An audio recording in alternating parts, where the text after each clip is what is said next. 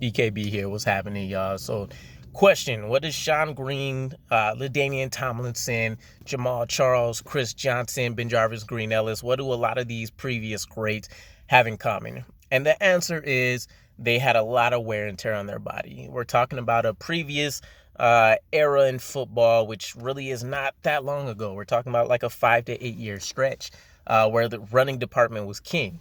If you didn't have a vital running game, you weren't going to have a lot of success in the NFL.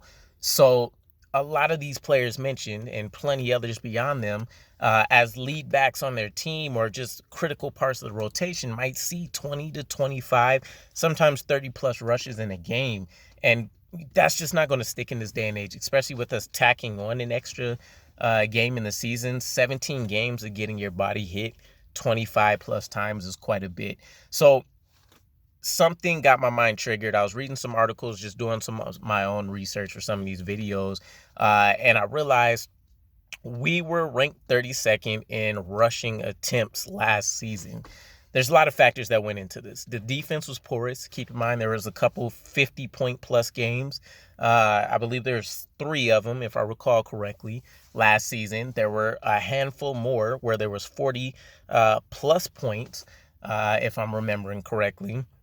And so it just made for a bad recipe. We started out the gate slow. We got blown out early. It basically didn't do anything to help us be able to create those rushing opportunities for Michael Carter. If you think about him just having a couple, even 5 or 6 extra snaps, he's easily eclipsing 5 or 6 snaps per game, by the way.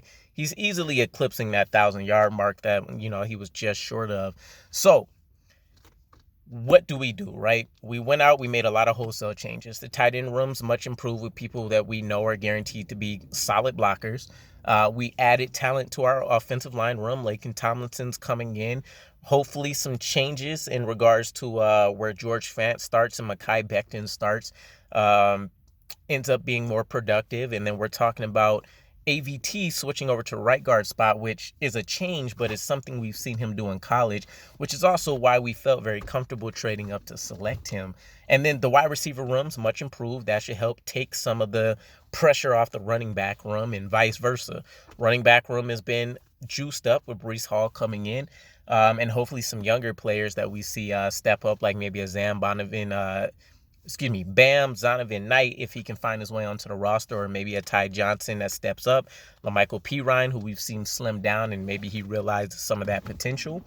So there's a lot of things that were done. And also, don't forget, we made a lot of changes to the defense as well, to hopefully keep us in games longer and balance out being able to have those opportunities for the offense. Now, I don't have any ideal perfect world, right? I'm not a coordinator, a quality control coach. I haven't been in the coaching ranks or anything like that. I have a general understanding of the football game, and then having played a bit, can kind of rely on some of those experiences. But a huge boost for us, we don't need to be top 10 and, again, rushing attempts.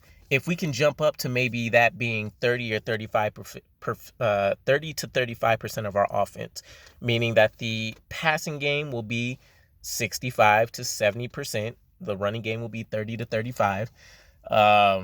I think that does a huge amount of wonders for our offense. If the defense can hold true and steady and we get extra turnovers and things like that, then that is going to help us out. The biggest changes that need to be made is, one, we have to be more efficient in the first quarter. There was almost every game of last season where we already have 14 points hung up on us by the time the first quarter ended, or we were just very inept. We couldn't stop them at all. So even if they weren't putting up 14, 21 points, etc., it might be where we were allowing them to have time of possession for like 14 minutes and 30 seconds, right? Something crazy. Irregardless, I'm looking for a lot more balance. Now, I want to say it was Coach Pete Carroll who said this, but it's the one thing that made it click. Even playing Madden, this is something I always tried to do, and I realize it's probably the wrong way to approach. Finding balance in your offensive attack doesn't mean a perfect split.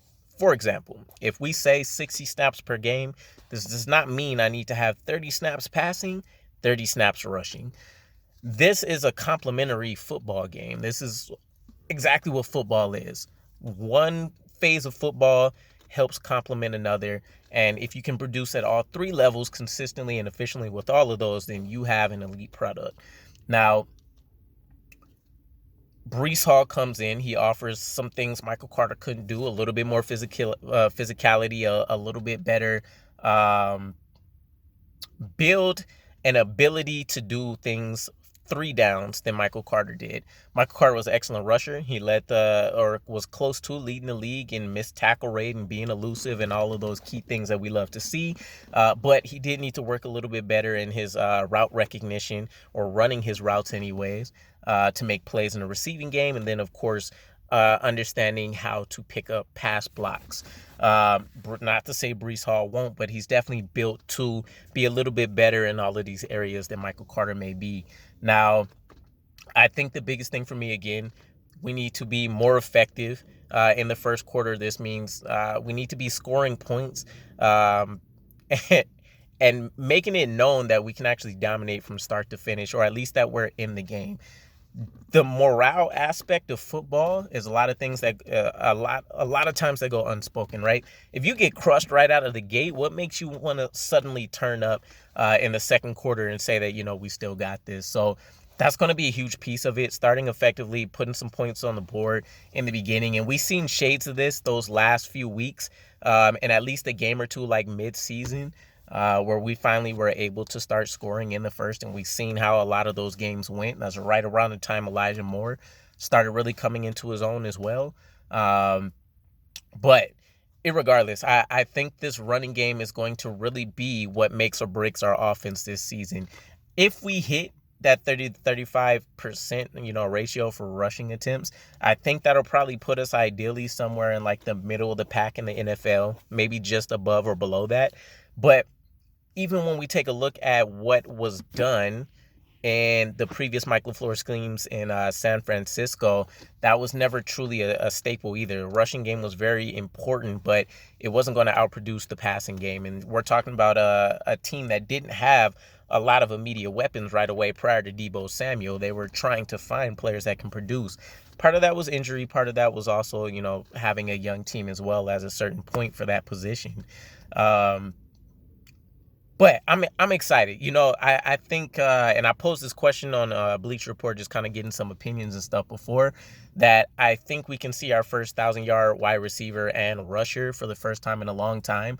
And then when we deep dived into it a little bit more specifically, a lot of people thought that it's realistic that we could see Michael Carter and Breece Hall maybe not touch 1,000 yards, but based on how the carries ultimately go, maybe they both hit somewhere in like the 700 to 900 yard mark. And then, of course, tacking on the receiving game, they both reach over 1,000 all-purpose yards, which I think is feasible. But let me know what your guys' thoughts are. How far up can we jump from 32nd? And again, this is rush attempts. And who do you think ultimately the best running back in this next season for our team is going to be? And we'll see how the depth goes. Tevin Coleman, Breece Hall, and Michael Carter looks like the immediate core three that are going to be there. And then it's going to be either LaMichael P. Ryan, Ty Johnson, or Zonovan Knight potentially. But it's going to be an exciting season. Can't wait for it. Again, drop your comments below. I'll see you guys again. Peace.